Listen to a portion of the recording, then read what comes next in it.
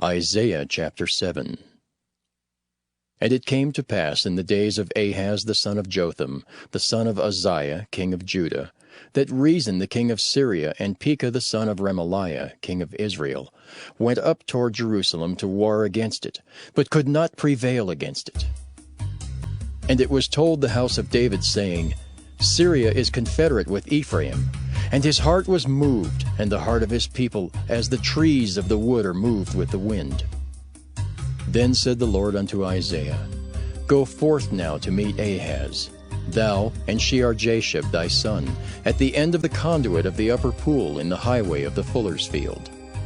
And say unto him, Take heed and be quiet, fear not, neither be faint-hearted for the two tails of these smoking firebrands, for the fierce anger of Rezin with Syria, and of the son of Remaliah.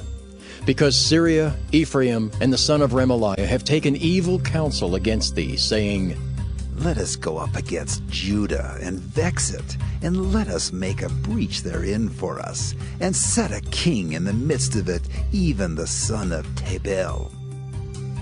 Thus saith the Lord God, It shall not stand, neither shall it come to pass. For the head of Syria is Damascus, and the head of Damascus is Rezin. And within 65 years shall Ephraim be broken, that it be not a people. And the head of Ephraim is Samaria, and the head of Samaria is Remaliah's son. If ye will not believe, surely ye shall not be established. Moreover, the Lord spake again unto Ahaz, saying, Ask thee a sign of the Lord thy God. Ask it either in the depth or in the height above. But Ahaz said, I will not ask, neither will I tempt the Lord. And he said, Hear ye now, O house of David, is it a small thing for you to weary men, but will ye weary my God also?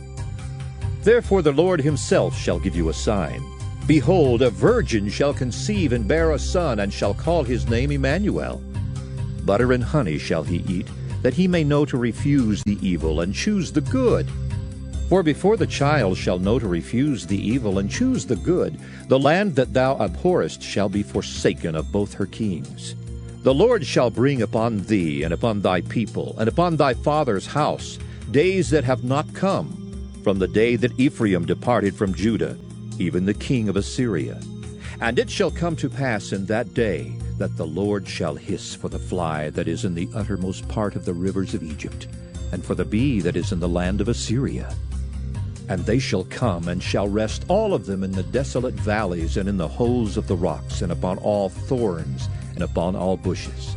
In the same days shall the Lord shave with a razor that is hired, namely by them beyond the river, by the king of Assyria, the head and the hair of the feet. And it shall also consume the beard. And it shall come to pass in that day that a man shall nourish a young cow and 2 sheep. And it shall come to pass, for the abundance of milk that they shall give, he shall eat butter.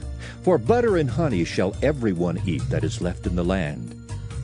And it shall come to pass in that day that every place shall be where there were 1,000 vines and 1,000 silverlings. It shall even be for briars and thorns. With arrows and with bows shall men come thither, because all the land shall become briars and thorns. And on all hills that shall be digged with the mattock, there shall not come thither the fear of briars and thorns, but it shall be for the sending forth of oxen, and for the treading of lesser cattle.